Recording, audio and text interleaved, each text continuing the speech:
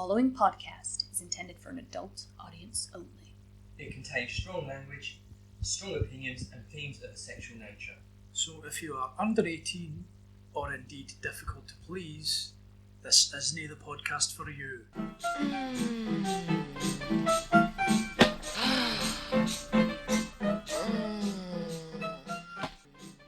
Welcome, Varying Degrees, BDSM podcast. I am Space Like Burns.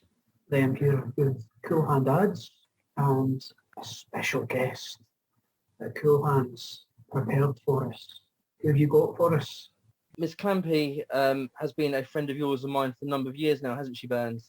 Indeed, she has. Say hello, Miss Clampy. Hi. Yeah, I'd like to say thank you for joining us this evening. You know, why did we ask you to join us this evening? I believe you asked me to join you because I am polyamorous and we are talking about polyamory today. So yeah, I've two partners. I've been married to one of them for many years and the other I've been with for about 3 years. So hopefully I have some perspectives to offer on that side of things.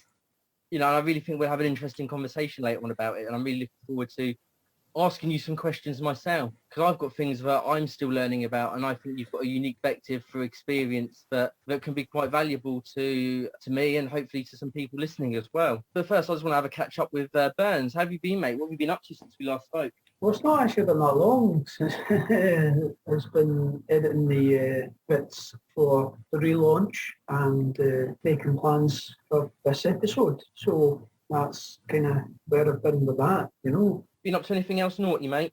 Uh, That a bit too personal. Nothing to report as yet, you know. I mean, there's probably going to be some interesting surprises in a few months' time, let's put it that way. But I'll keep it under my hat, as it were, you know. Some interesting surprises and You'll see, tell you. Oh, isn't it a tease, Miss Clampy? I wonder what's going on there. I'm going to be up all night texting him, trying to get it out of him. Because this is the first time hearing about it, so I'm now intrigued. But we'll have to leave it there. We'll badger him in. We'll badger him in our own time and not on Varying Degrees recording time. How about yourself, Miss Clampy? Have you been keeping it kinky in lockdown? Not very. No, my kink life's quite taken a bit of a nosedive recently. You've been keeping your art kinky, though, haven't you? I have been doing kinky art. Yes. Most of my kink is drawing lovely people in rope. That's keeping me busy these days. I had some of your lovely artwork given to me as a birthday gift. Birthday or Christmas gift? It all blends into one. That's what lockdown's doing to me. Yeah, I think it was birthday. It was a birthday gift, yeah. I had some lovely artwork given to me as a birthday gift that now hangs above my bed, but I'm very, very grateful for. You're talented, and anybody who is listening to this, what's your Instagram rope drawing handle? Do you mind sharing that? Sure, it's Ropey Drawings. Very inventive. That's, I guess we can put in a link for that or something. Yeah, certainly. Yeah. I mean, I think anybody that likes art and anybody that likes kink and rope will enjoy kinky rope art, and it's certainly worth giving a look. Burns, you're familiar with Miss Clampy's work, aren't you? Aye, on Instagram. I really must say, you know, you've been doing a lot of great stuff, and it's been great to see you develop and improve, you know.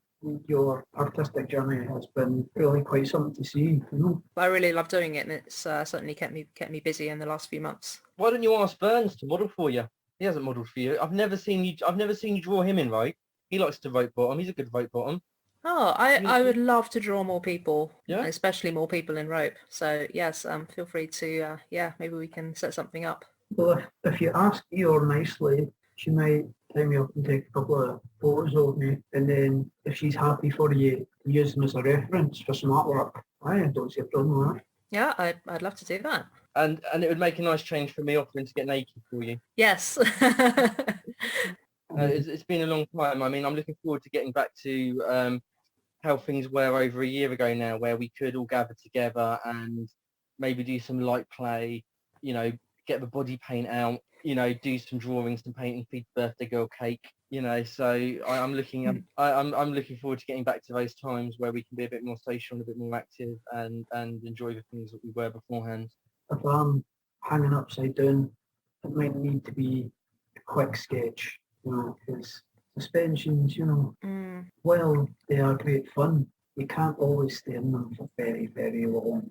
Yeah, it looks difficult. I've drawn some amazing models that, they do kind of hang upside down for 10 minutes at a time, and I don't know how they do it. It must be so tough on them. Must be, so strong.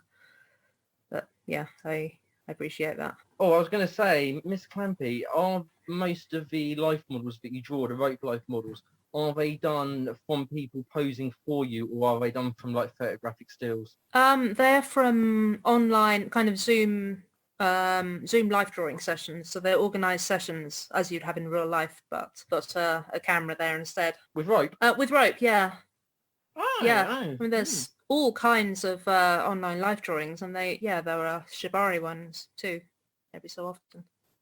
This kind of harks back to what me and Burns were talking to in the last episode, because we were saying that with everything that's going on with the pandemic, actually there's more stuff available than there's ever been, because everything's gone online. So you can access things that were normally on the other side of the country. So that includes sort of life. I'm assuming that includes things like there are more. Are you finding there's more life drawing and more online drawing classes and modelling going on at the moment?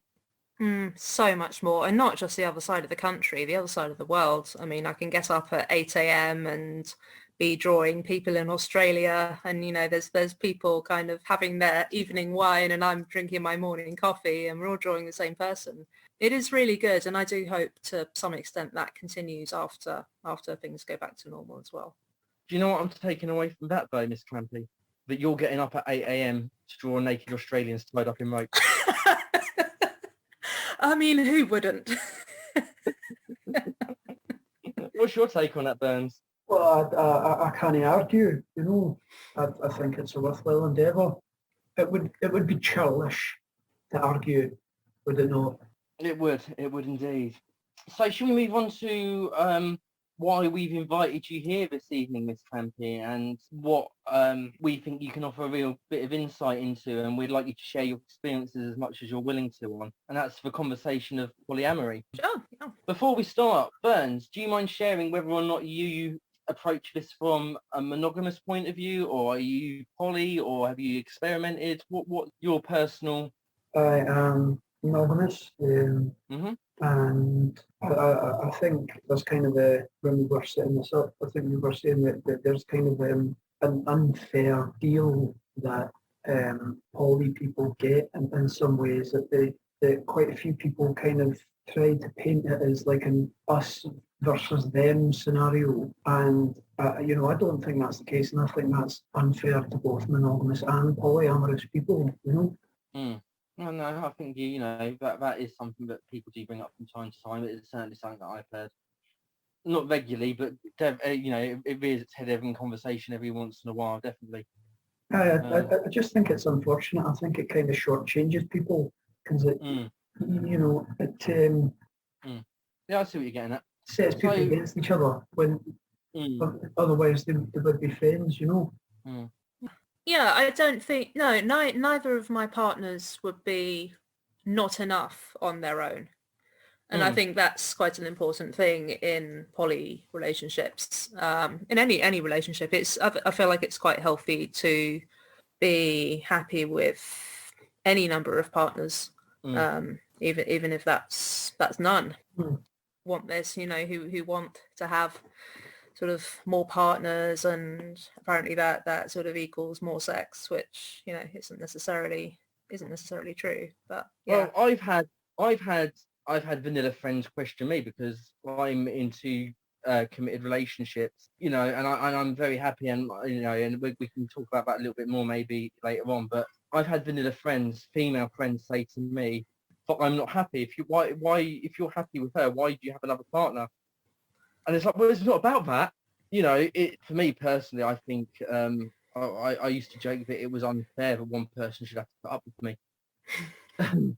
So I think I'm too much to burden on one person.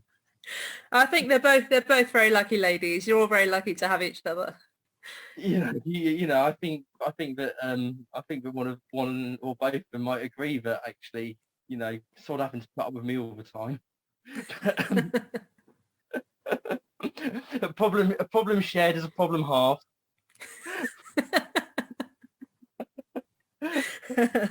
But I don't know. Let's take it back onto something serious. What was it like? Because I even know from talking to you previously that you didn't start off being poly. What were some of the things in terms of when you first started to explore that? I mean, like jealousy, and because if you've been in a relationship for a long time, and then you start to open it up, is there jealousy? Are there? Yeah, jealousy is definitely something that happens. And I guess I've come to feel like that, that's an okay thing to feel. And it does happen, and people aren't always getting things right. And sometimes, if I feel like maybe I'm not getting enough time with one of my partners, and I'll be feeling maybe jealous of their other partner, and when I'm feeling that jealousy, I try to I try to look at why I'm feeling that jealousy and think about where it's coming from and what might need to happen to change what I'm feeling there. And I find usually there's, it's a need that's not being met. It's maybe I'm not getting enough time with somebody, or something's not quite right somewhere. And it's not always been that way. I think I had quite a journey to sort of getting there, in terms of just not letting jealousy take over a little bit and just make me angry. I think, yeah, there was quite a lot to learn there. Thing is, it wasn't just okay, we're doing this, we're opening our relationship up, and we are. It was more of a journey, and going from a point where you were comfortable and you were happy together, but decided to open your relationship up for whatever reasons, to a point where you are now, where you're both, as my understanding is, a lot more secure.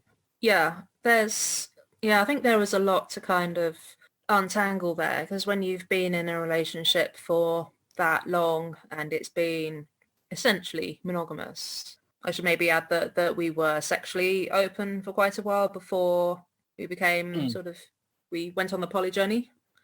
So hold on a minute, this is quite interesting, because we're talking about polyamory here, and for all intents and purposes, we haven't described what it is. So we might have people who have just heard that and think, well, if you're sleeping with other people, you're already polyamorous. Because there are people, do you know what I mean, though? There are people that aren't going to know. I mean, Burns, what does being poly mean to you? As someone who's monogamous, what does being poly mean to you? Being in a committed relationship with more than one person, and as with any relationship, and as we sort of touched on earlier, that does not necessarily mean that it has to be a sexual relationship. That is my interpretation of it. Because there are munches that go on, like poly munches and poly meetup events and play parties as well. And, there is poly and ethical non-monogamy, and then there's swinging as well. Does swinging count as ethical non-monogamy? I suppose it does, doesn't it? If you're partnered up and you're swingers, it's ethical non-monogamy. Is it? Yeah, I think so. Yeah. Well, ethical is a very loaded term, but yeah. Is it?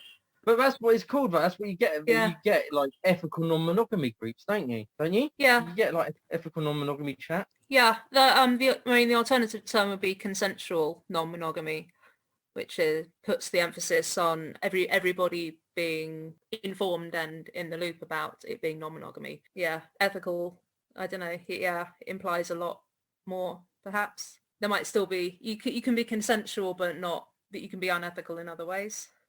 Yes. Yeah. Okay. Yeah. So, I mean, because we've got you here because you know more about this than either of us do. Is that something that the poly community sort of shies away from, the term ethical non-monogamy, or is it widely used and accepted? Or I think both. I see both used. I guess I have a preference, but yeah, I suppose everybody does, don't they? Yeah. You've busted a couple of myths for us. I was just going to go back to what you were saying about jealousy there, and I think a lot of people seem to be kind of confused about the utility of it, and that jealousy can be useful, as you say, in kind of highlighting the need that's maybe not being met, and that it's not necessarily jealousy itself that's the problem, it's the way that that is expressed or dealt with. So I know a lot of people in the poly community talk about what's called compersion, which, as my understanding of it, please correct me if I'm wrong, but is the finding joy in what your partner is doing, even if it's not with you. So I was wondering, as someone who perhaps doesn't know a lot about it because that's not my experience, being particularly monogamous, what ways have you developed compersion? Again, possibly quite a nebulous question. Yeah, I might struggle to answer that. So yeah, that's definitely how I sort of understand compersion, the opposite of kind of the opposite of jealousy, taking joy in your partner enjoying something rather than sort of having negative feelings about it. And yeah, it is quite a difficult thing. And when I first came to poly and I had I first heard this term, it seemed like a lot to ask. Like I felt like maybe at best I'd be kind of okay and maybe not jealous, taking joy in my partner doing something else, doing something with somebody else. Yeah, I think that's hard. I think I've had my moments of compersion. It's not sort of a constant state of being. It comes and goes like jealousy. Would you say that depends? Would you say that depends on your partner's partner, your metamor? So a metamor is, for people listening, can you describe that? It's your partner's partner, isn't it? Really? Yeah. Yeah. So does it depend on who your partner's partner is, whether you're likely to feel that? If it's somebody that you don't just get on with on a civil level, because it's your partner's partner, but it's somebody who you truly get on with and are happy to see happy, does that make a difference in whether you're going to be jealous or? I think that can make a difference. Yeah, I think, the more I'm confident that my partner's happy in what he's doing, the more I can kind of be there with him and sort of feel that too. I know you and your partner and your partner's partner, and I know that socially everybody gets along just fine, but cool, could you imagine if that wasn't the case? I mean, I don't know how people would handle that situation where, because I'm quite lucky in that, I'm quite lucky in that I've got two partners, but I'm quite lucky in the fact that they both get on and we're able to socialise together at times and do things together and be involved socially. So, but I mean, I can't imagine a situation where that, but I suppose it just comes down to managing, keeping things separate, managing your emotions, your expectations. Gosh, not a situation I've ever been in. It's not a situation I've ever been in, so I can't know how you deal with that, as it were. I imagine that would be really difficult if you had some serious conflict between metamors or anyone in the group. Yeah, fortunately, my partners and get on reasonably well. I mean, we don't all socialize together in the same way I think you guys do, and same with my partner's partner. Yeah, I think we all have reasonably. We all get along well enough. Yeah, we spend Christmas together and it's all good. But yeah, how did that work? Yeah, well, that was going to be another talking point. You say you all spent Christmas together. Christmas is a time. Was it this Christmas or previous Christmases? Yeah, the past 3 Christmases. Yeah, for as long as we've all been together. Yeah, we were. Yeah, we were lucky. The rules, allowed us to all be together this Christmas. Well, so my question was, though, previous Christmases were back when we could still go out and see our family and we were expected to kiss our nans at Christmas and stuff like that. How did you present that to not just non-vanilla people, but to families as well? How do you... This is my friend and my other friend who are spending Christmas with us, and... That was an interesting time because that was before either of us, either me or my nesting partner, had come out to either of our families about being polyamorous. We have now. We did, just over a year ago. How do you even go about approaching that between the two of you in your own heads, let alone approaching your family about that? Well, we kind of did it separately. He came out to his family just before the Christmas before this one we've just had. So yeah, Christmas 2019. So we were able to... So we actually had... we actually both went to see his family with our partners. So we had him and his partner and me and my partner all sort of with his family. It was okay. Yeah, no more awkward than your average family Christmas. Okay.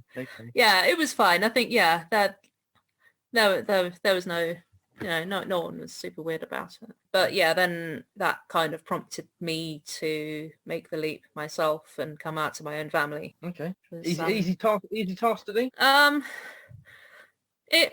It ultimately was because it went fine, but building up to it and getting the courage to do that was that was hard. Yeah, it's not an easy thing to sort of to approach, I think.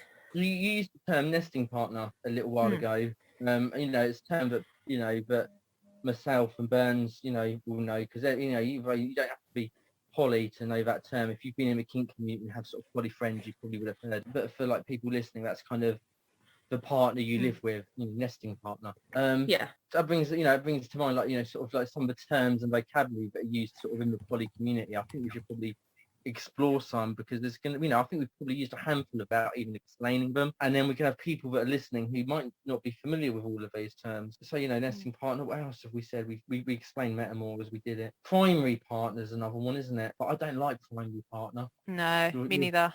It's very loaded. It's prioritizing one partner over another, and for some people that's the way they choose to do things. But that's not how I do things. I used to think in terms of once upon a time when I wouldn't really have poly relationships, but more open relationship and consensual non-monogamy. I could then think more of my primary partner and just play partners. But I find when you have sort of emotionally sort of deeply involved committed relationships, even if you've been with one person longer than the other, I think I really just don't like the term primary partner, because primary partner implies there's a secondary partner, and like you said, it's loaded. It implies there's a secondary partner. The secondary implies less span. What I would say to that though is that there might be people out there who have poly relationships along those lines, where it follows a kind of a slightly more hierarchical structure, and that's not it's not necessarily to belittle or take anything away from the validity of that, but it's just kind of a different flavour. Though I can certainly see how, to an outsider, it may seem that there is perhaps more respect given to the primary partner. As you say, Miss Clampy, that's not something that you feel aligned with, that this idea of the primary partner and the secondary or whatever. Yet, where you are married to one of your partners, and I want to maintain the greatest of respect when I say this, I want to kind of blow away a misconception, perhaps, that someone might well assume that because you are married to one partner, that would come before anything else. Now that's, from what you're saying, it seems like that's not necessarily the case, because that's not how you conduct your poly. I don't wish to make any assumptions or claims about your relationship and the way you do things, but how would you kind of dispel that myth in a way? You know what I mean? I suppose there's some people that do things that way, but just. You mean the myth that being married would sort of mean that the person I'm married to is my primary partner? Yeah, I mean it's difficult to dispel. I do very much respect your point that some people do choose to use the primary and secondary to sort of sort of describe their partners, and you're right that is absolutely fine. It's just not a choice that I make myself. I mean, that it does sometimes feel like those things are definitely at odds with one another. That marrying somebody does have a certain weight to it, and trying to treat another relationship as equal to that is difficult sometimes. It's very much it's very much an ideal, and of course there are things external to our relationship which mean that society will treat me and my married partner differently to me and my non-married partner, because that's, that marriage has a certain status, and we have a much more historically a much more visible relationship. So yeah, I think those things are difficult, and I certainly haven't sort of solved them, but So it's something. I guess it's something we work on. Would it be almost accurate to sort of say that like the primary partner situation or whatever is like just like a different shape of poly to the way you do poly, just almost in sort of like a visual of it, I mean, I don't know if people would be able to visualize it, but it's just to try a different way of thinking about it, that like you wouldn't say a triangle is think- better than a circle, or a hexagon's better than a square. It doesn't quite make sense, So like to say that like the primary partner way of doing poly, if you like, isn't any better. And I can kind of see that it's almost a very kind of classical monogamous view of what relationships are or should be. And it's kind of like a trying to not impose that on how you view other people's relationships, and trying to be understanding and respectful, I think I might even be placed to answer this, because in terms of, those people who do have hierarchy within their polyamory, or have multiple partners or polyamorous. From what I've seen, that tends to involve people that are in multiple power exchange relationships, or part of a same, I'm doing air quotes, part of the same house or family, and there is sometimes a primary, or I personally don't like this term, but I don't begrudge anybody from using it, an alpha slave or head slave that runs the house. And there is an element of structure and hierarchy there, and it's more to do with protocol of the relationships rather than it's more to do with the protocol of the relationships rather than the emotional connection, or it can be more to do with a protocol as opposed to the emotional connection and the amount you care for somebody. Does that make sense? It does make sense. I actually find that really interesting, and thank you, both of you, for that, because I don't claim to know a great deal about this subject, and as I say, when I say these things, I'm just trying more to think about the way things are maybe commonly seen, kind of common misconceptions, that people might say this, but actually, I don't know if it is fair to say that, or to kind of sort of project a level of understanding on it that's maybe not accurate to what the situation actually is, Miss Clampy had me thinking with something that she said earlier on, when we were talking about sort of primary partners and how you see partners a little while back, about kind of insecurities. And is it, if you've got somebody who's not getting enough time, or who doesn't feel they're getting enough time, is it are there insecurities theirs to deal with, or is it down to the partner who, is it down to the other partner to reassure them of their insecurities, or are they theirs to deal with? I mean, or is it a little bit from column A, a little bit from column B?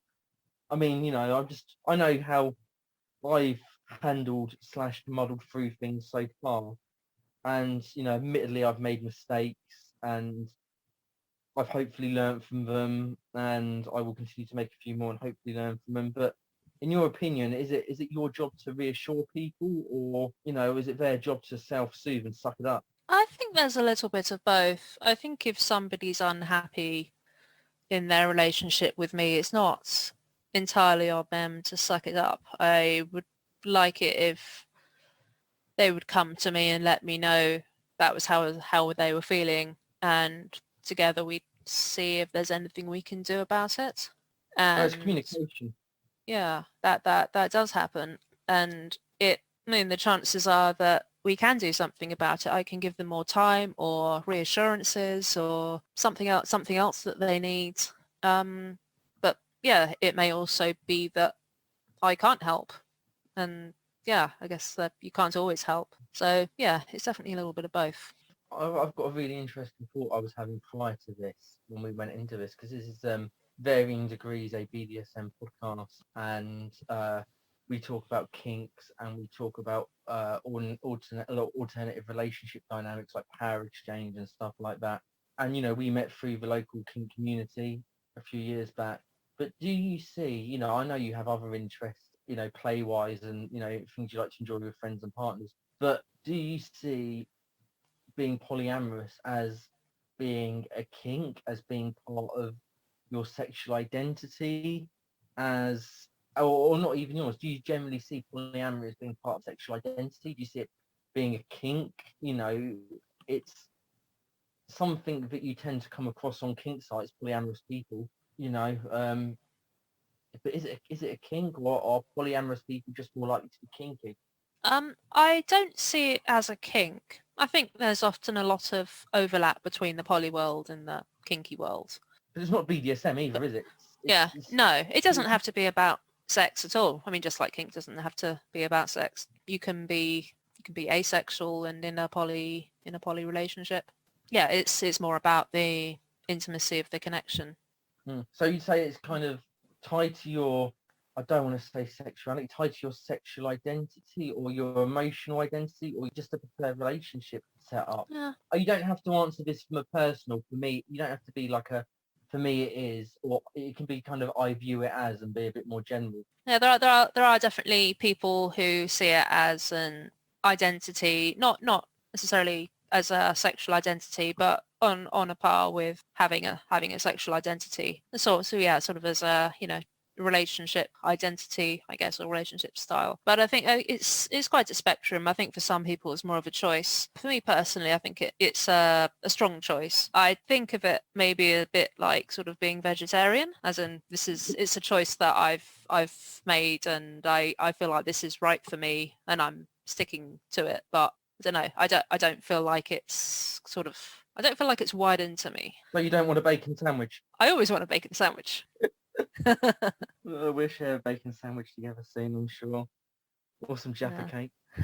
What's your take on it? Do you feel like it's an identity for you? Oh, well, you're the guest. We were asking you questions. Well, I do. I'm quite. Oh, crikey! I don't even know how to answer this, especially when my partner's sitting next to me. We can't edit. We can't edit out anything I say right now, can we? It is part of my. I think it's part of my identity. I definitely function better in poly setups or in relationships where I don't feel that I'm putting all of my wants and needs on one person. I think that a lot of what I think it comes down to two things. I think I joked earlier on, but I also know that I can be a bit much and fairly intense and fairly full on, and I know that when I've put all of my wants, through trial and error, which has led to me and people being hurt in the past, I know that times when I have tried to put all my wants and needs on one person and haven't had any form of open relationship, that it has led to some form of resentment, either by me not getting all my wants and needs met, or by them resenting me because of just the way I can be. So I learned through trial and error that a mono relationship I'm not really wired for best. Also, I feel like I've got a lot to give, and that sounds horrible, doesn't it? That sounds terrible. Sounds so big-headed and so cheesy at the same time. Bryce, we'll edit that out, or we'll leave it in and make this fucking work longer. I mean, like I said, I've got a partner sitting next to me, so I can't edit that out. No, it's been said. But yeah, with what I genuinely feel with one person, it can be a bit too much, and not in a good way. That's not a boast or brag. It's in a really negative, toxic way. I'm like that. I'm like high juice. I need to seriously diluting down, and I'm aware of that, and I think that's part of it. And the flip side to that is when I think the balance is right, that what I've got to give is then hopefully is enough, and I don't get agitated or the things that I failed in the past when I felt in situations where it just wasn't right, which is usually completely closed mono relationships. So yeah, that's about as deep as I'm going to get tonight. Christ, well, we get you on to talk about your experiences, and what we end up doing is we end up encouraging some deep reflection within me. Can't be having that. Yeah, I know. I'm the antagonistic one. Thank you very much. Not the reflective one. If you say so. What about you, Burns? Was there ever a time when you explored opening up any relationship of the past, and what was it for you that made you realise? Because I think there's value in that as well. Because I was following an online thread the other day where somebody was considering entering into a poly kind of open relationship style where they hadn't before. Is it something you've ever tried and explored and thought, "Oh, that's not for me"? And if so, why? How did you know it wasn't for you? What were the signs? Or I feel like all of the relationships I've had, it's never really been. I'm not sure that I've ever really kind of gone in non-monogamy in a true sense of the word. I think any kind of relationships I've had have really been monogamous relationships in series. And I mean, for one, I can't juggle. The balls fall everywhere, and I'm sure there's filthy joking or somewhere that I can't quite get the right words for. It's why I don't get invited back to gay clubs very often. Here we go. No, but terrible jokes aside, I don't know when you talk about sort of being wired for it or not being wired for it.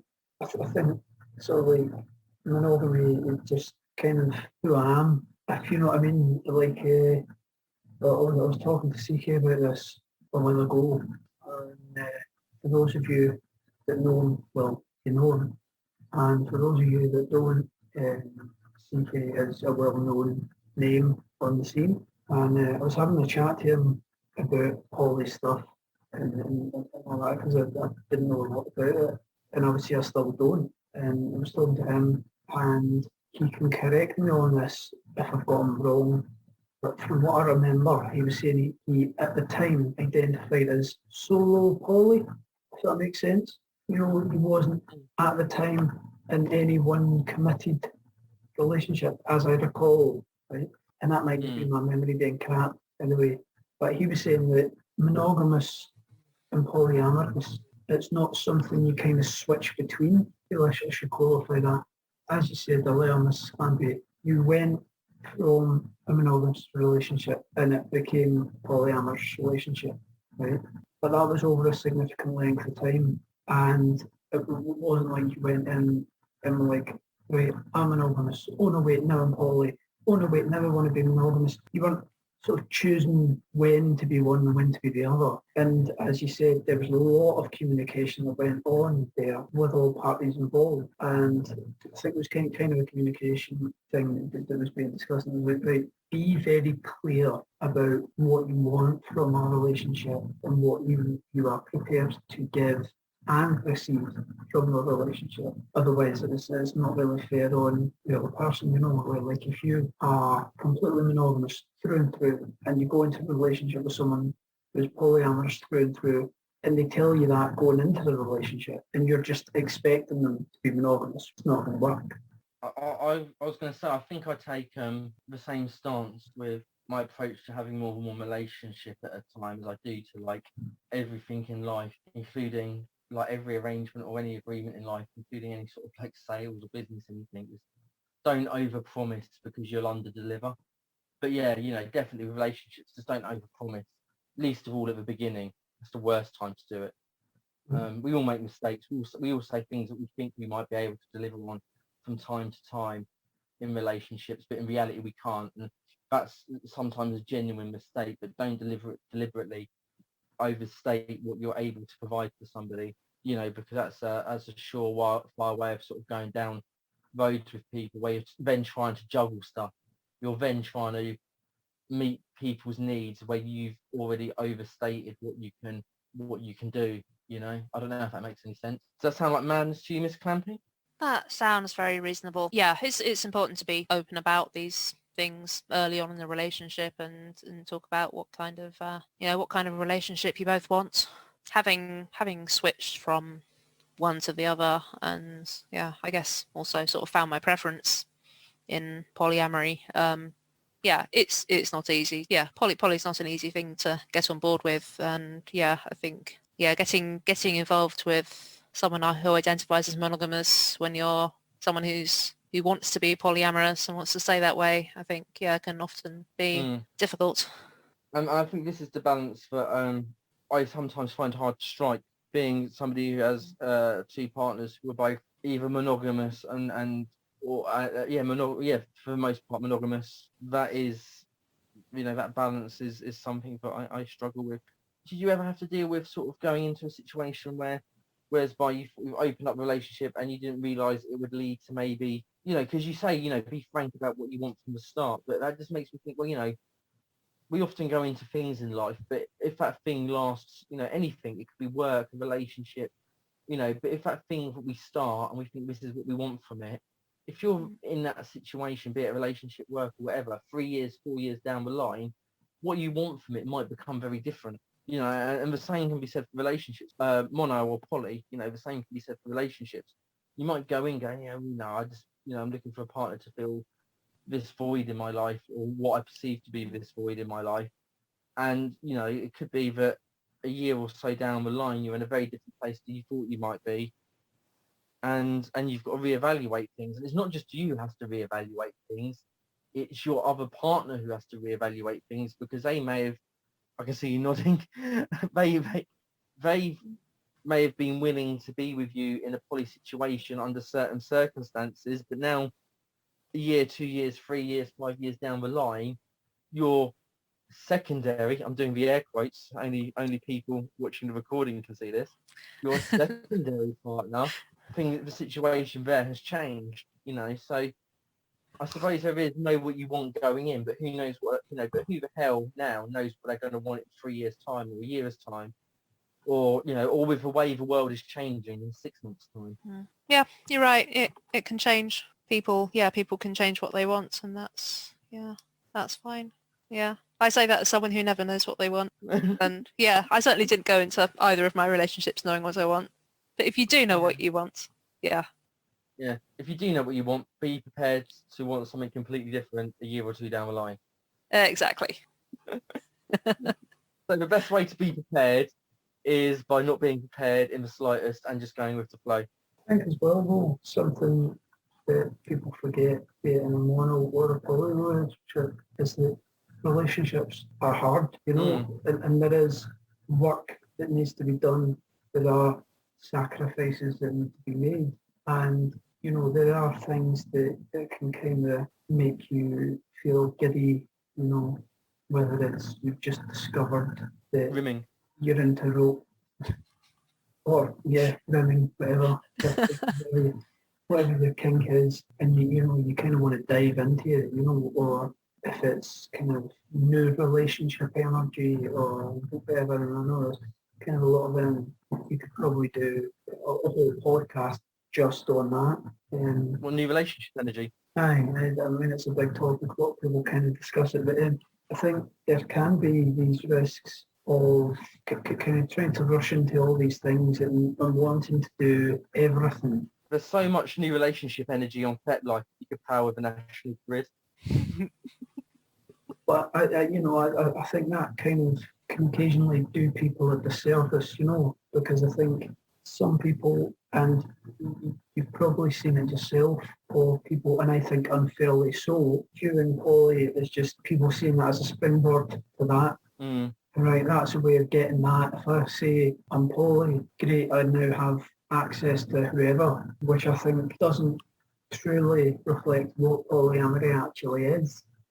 And I think shows a lack of understanding that people have, and I think it's actually quite disrespectful to people in poly relationships who think they can speak in that manner, as if, people aren't poly just because fuck loads of people, and I think we've already kind of busted that myth, that it's not just about sex, and that there's a lot more to it than that, I've seen one of the other things I've seen before, and I'm not a huge fan of, is people who think that opening up their relationship to either other play partners or to other relationships, so poly, can fix problems in their relationship, or this isn't working, we've lost the spark, or we want to sleep with other people, or whatever it might be, and they've tried to open up their relationship as a way to put new life, just as a way to put new life into their relationship,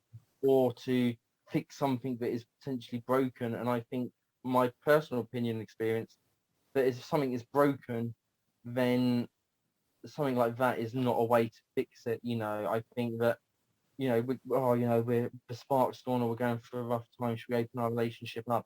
It's risky ground. I think you need to, like, whenever you do anything like that, or explore anything new, or maybe even if you just want to, even if you just sort of within your existing mono relationship, you're changing the dynamics slightly. I think you need to be on firm ground prior to any of that. I mean, what would you say to people that, Miss Clampy, that were, thinking that, let's inject some life into our relationship and start seeing other people, or, or our sex life has gone a bit bunk, or we want to see other people anyway, we may as well, brand as poly, as it were. Do you think that's healthy or a good idea? I don't think poly is a great way to fix a relationship that already has serious problems. As you say, it's a lot of hard work. Relationships are hard. Having more than one relationship is super hard. So yeah, it's not something to kind of it's not something that's going to fix the broken relationship you already have. It's no relationship is perfect, but it's good to have things at a good place before you embark on opening up. Yeah, no, I completely agree. And to add what you're saying, that one relationship is hard. One healthy relationship is hard work. Two healthy relationships are still, it doesn't make it. It's not easier. It's harder. It's more partners. You have twice the amount of people's needs and physical and emotional needs to think about. You have twice the amount of people that will want to spend birthdays with you, Valentine's with you. Remember, there's the whole approaching the family, which is something that I suppose if you're going to do, you have to just go for. Yeah. That's what people... Yeah, if you feel safe enough doing that, and I guess not everybody does, then yeah, it's difficult, but it definitely has its advantages. Do you think it's more accepted? Do you think it's more accepted now than maybe it was? More acceptable. Is it more acceptable to be poly now in the UK than it has been in the past? I suppose it depends how far back in the past you go, doesn't it? It's hard to say what it was like in the past, but I felt accepted when I came out to my family. Have you ever experienced any negativity from family and friends? And what, if so, what was the negativity and how did you combat that? I've not had any negativity from my family, so I've only been out to them for about a year, and I guess I've not seen them much in the past year. But I've had a lot of really positive responses from them. My mum always asks after both my partners now when I talk to her, and they both sort of pop their head in on family Zoom calls, and hopefully eventually they can, my family will meet the newer of my two partners as well. So yeah, I'm really happy with how that went. But not everyone's going to be as lucky as you, and I'm sure there will be some people that maybe are in a situation like me and my partners, or many other various different versions of poly setups, where they feel that it's going to at some point either be more convenient, or because of rather than explain around things, that it's going to be more convenient, or they simply just want to be able to be open and honest with the other people in their lives they love, such as their family, about their relationship setup, because they just want to be able to be open about who they are and who they're with. I mean, some people are going to face challenges in doing that, and I don't know if I've got any words of advice for those people that are going to be facing challenges doing. I don't know. Do you? What would you say to somebody who's trying to pluck up the courage and was worried about blowback? I don't know. Yeah, it's difficult. I did watch a really great video sort of on coming out in general before I came out, and that had a lot of good advice of how to approach it, and how to sort of build yourself up to it, and whether you should at all, because some kinds of coming out for some people in the world is dangerous. Yeah, it's called Coming Out, a Roadmap. Is that on I'll send YouTube that or over. elsewhere? It's on YouTube. Yeah. So, as Coming Out, a Roadmap. Yeah, for before, Is that about during. poly or sexuality or? It covers all kinds of coming out. It's not meant to be specific. So yeah, coming out as gay or poly or trans or whatever. Well, Coming whatever. Out, a Roadmap. Okay, so that's for people listening, but we're trying to stick a link in the bio as well while. Yeah, because I think that Yeah. is a question that I know that people asked me prior to this episode when they knew that was the subject. Is how do you broach out with your family? How do people broach out with their families? It's a different one. I suppose it's going to be different family to family, isn't it? It's going to depend on your family's values, background, culture, religion might even come into it. It's going to be so many variables. It's not going to be a one size fits all, is it? Yeah, I think one of the things that played into my decision to come out was that it is relatively safe, and I'm unlikely to have. I was unlikely to have bad consequences for coming out as poly to my family, and I feel like the more people do come out about things like this, the more it's accepted, and maybe that makes it a tiny bit easier for someone else in the future. It's it's very idealistic, but it was definitely a factor. Privileged enough that it was an okay thing for me to do. So cool. Yeah. I was going to ask you, are you gonna stick around for a couple of readings? We usually dive into the encyclopedia of unusual sexual practices, and it's insane. Our listeners can't see it, but it's a big sort of Bible-sized book of bizarre sexual practices by a woman called Brenda Love, that I found in a bizarre bookshop decades ago, and I've been dining out on its laughs ever since. And its weirdness, it's freaky, it's got so much in. We've been going through the alphabet. We're going to be on F later tonight, and then we're going to round up with Burns. You've got something for us, haven't you, mate? Indeed I have. What you got, you dirty boy. So, I mentioned on the teaser that Jock-o-naughty was originally born from the bad sex and fiction works. So there will be a segment from the 1993 winner, Melvin Bragg, and his book, A Time to Dance. Well, I'm always excited about your Jock-o-naughties, but I think we should do the Encyclopedia of Unusual Sexual Practices first, because Jock-o-naughty always trumps that. I mean, the book is bizarre. I mean, you never know what you're going to get. Sometimes it's very boring. Sometimes it's really odd.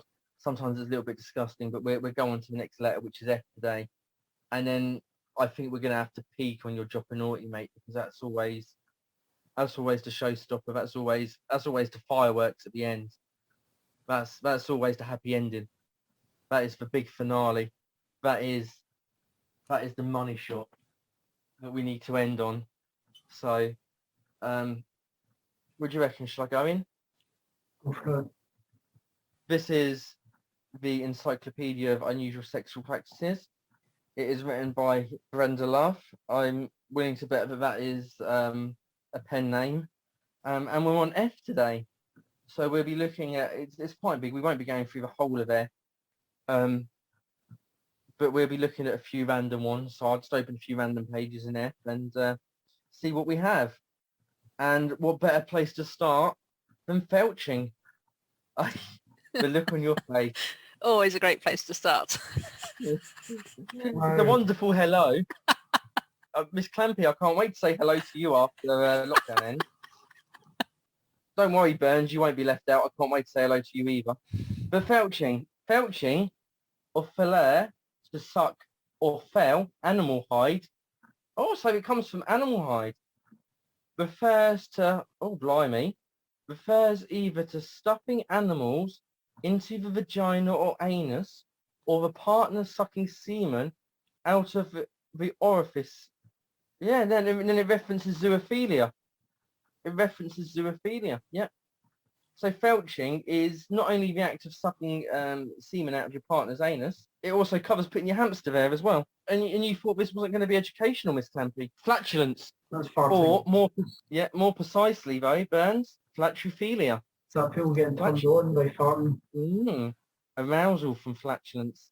Flatulence refers to the passing of internal gas, but we all know what wind is, you know. But however, the French once had a stage where a performer attracted large paying crowds merely to watch him pass gas. Serious flatrophiles requested that their partners release intestinal gas direct. This is like your Jock-o-naughty. Do you remember the windy one from several episodes back? You know the one I mean? Oh, it was a while ago. Yeah, you know the one I mean. But yeah, Flatch, that's an odd one, isn't it? The James Joyce one. Aye, yeah. No, I remember. Yeah, how can you forget, mate? Oh, well, here we go. We'll end flatulence with a little, I don't know if it's a rhyme or a sonnet. Where's this from? Here we go. My mouth is your toilet, fart up my nose. Sit on my face and let me deep sniff your love. Rim slave wants a fart in my mouth. I don't know, it's not really a rhyme, is it, as such? I mean, it's not very well constructed. Frottage, on the other hand, Burns. Frottage. Do you know what frottage is? I could take a wild guess. Go on. Go on. Isn't it right? So isn't that like rubbing someone through their clothes? Ah, you're good. You're good. You are. You are. It's exactly what it is. Toucherism. Frottage is the act of rubbing one's body against another person or object for sexual arousal. Today it is highly recommended as a safe sex practice in lieu of intercourse, but the more common manifestations of it are found on London Underground. Actually, it's not what it says here. It doesn't say London Underground here, but it does say non-consensual, such as public transport and such. So yeah, London Underground. I've got a really good one. You won't know this one. I think this is our last one of the night, promise you. And I'm going to turn to Miss Clampy to take a couple of guesses at this one. Furtling, Miss Clampy, furtling. And I'll give you the spelling of that as well if you like. Furtling. Furtling. Furtling. I have no idea. What does it sound like it could be? Is it involving the anus? The tongue? Could be. Tongue? Are there props involved? Does it need to be a Tuesday for you to go furtling? Maybe. I'm thinking bums. Definitely bums. Definitely, but not on a Tuesday. It can be done any day. Not on a Tuesday. No, never on a Tuesday. Oh, you can't do it. No. You can't do furtling on a Tuesday. No, definitely not. Oh, okay. What Does it involve food? No, it doesn't. It doesn't. Like, I'll give it to you. I won't keep you long. Furtling, spelled F-U-R-T-L-I-N-G. Derives from furtivus, for stolen or hidden. It must be Latin. Perhaps it doesn't say if it's Latin or not. It could be anything, to be fair. It refers to the once popular entertainment of manipulating one's hand underneath a photo where it has a small area cut out. So maybe you've got a photo of a dancing girl and you slide your fingers through and they're her can-can legs. Or you've got a photo of somebody showing their bent over and you push your knuckles through where their buttocks would be, thus giving the appearance of actual buttocks coming out of the photo. I'd imagine this hasn't been popular since TV existed. Yeah, no, we've got Photoshop now anyway. Yeah, but it's essentially, I mean, a very simplistic one would be, it would be a picture of a man with his hands on his hips, and there'd be a hole in the centre of his body, and you'd stick your finger through and wiggle it like his willy. Oh, simple pleasures.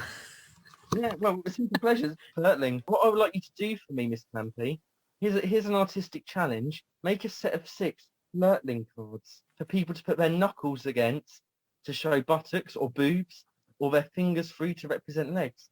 Artistic flirtling cards. Ooh, I like it. Yeah, see? This book's not completely useless. Yeah, creative ideas. I would love a furtling picture of myself painted in watercolours with my trousers splayed with a hole for me to stick my I'm going on a cold day my thumb, on a good day my middle finger. Are we doing just fingers here? But it goes through the centre where my John Thomas would be. Yeah. That gives me a sense of pride. Yeah. It's the 1920s And- equivalent of the deep fake. It really is. It really is. It's old school deep Oh, fake. that's And that's amazing. exactly what it is. Right. I think that's enough of Encyclopedia of Unusual Sexual Practices. I cannot wait a minute more for Jock-o-naughty. Okay, are you ready? Are you sitting comfortably? Yeah. Always. Right, oh. Geez, oh, right, here we go for this. The 1993 winner of the Bad Sex and Fiction Award, an excerpt from Melvin Bragg's A Time to Dance. We came together, you remember? Always tenderly, at first standing like a chivalric introduction to what was to be a voluptuous sensual battle. And then we would be on the bed, and I touching you, hungry, eyes closed, fingers inside you, reaching into the melting fluid rubbered silk, a relief map of mysteries, the eager clitoris reeking of you, our tongues imitating the fingers, your hands gripping and stroking me, but also careful not to excite too much. And so I would fuck you gently, and then more strongly, and finally thrust in hard, and suddenly let everything go. Slam into me, you used to say. How you just slam into me. Beautiful. Have you got any more for us? I don't leave me wanting. That's it. That's it. Oh, you tease, you get us hard and you walk out the room. My God, how dare you? I mean, it just means we've got to come back next month for more, doesn't it? Indeed. The 1994 winner. Next time. Oh, you have that. Have you got that for next time? I'll get it. What a treat. So I think all that leaves us to do is to round up on today's episode, to thank Miss Clampy again. Miss Clampy, thank you for coming in. Thank you for sharing your experiences, your relationship experiences and life with us on today's episode. I think it's been really interesting. I've certainly had things to think about, and I hope our listeners have enjoyed it. Yeah, thank you for having me. It's been a real pleasure chatting with you both.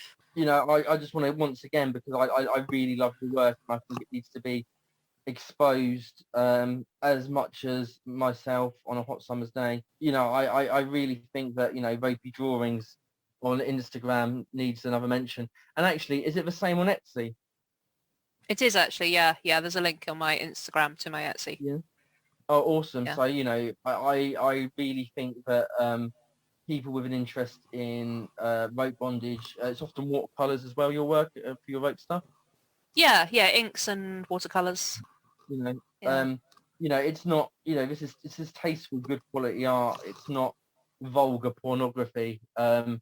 I would say anybody who wants sort of light, airy pieces, because that's what I think a lot of your work is nice. Your watercolors are nice, light and airy, and would make great additions, hung on a wall in a home. And I hope to own more of your art in the future. I would like to turn my home into a Miss Clampy gallery over a period of time. Just thank you once again for joining us. Burns, what do you think we've got coming up next time, mate? We're going to be back again in a month? I think so.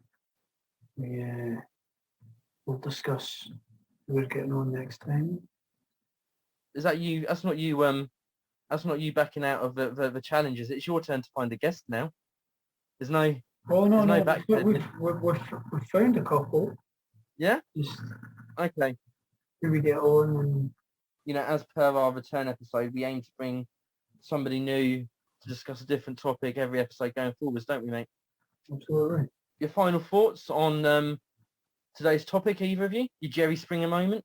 I've got nothing really to summarise, but I just want to say again, thank you to Miss Clampy for coming on, talking us through a few bits, and really as well for busting a few of the myths surrounding poly, which I think isn't always as well understood as people seem to portray it as, and unfortunately do a disservice to a lot of people who are in the poly lifestyle. So thank you again for that. Yeah, my pleasure. I hope some of what I've said can be helpful to somebody.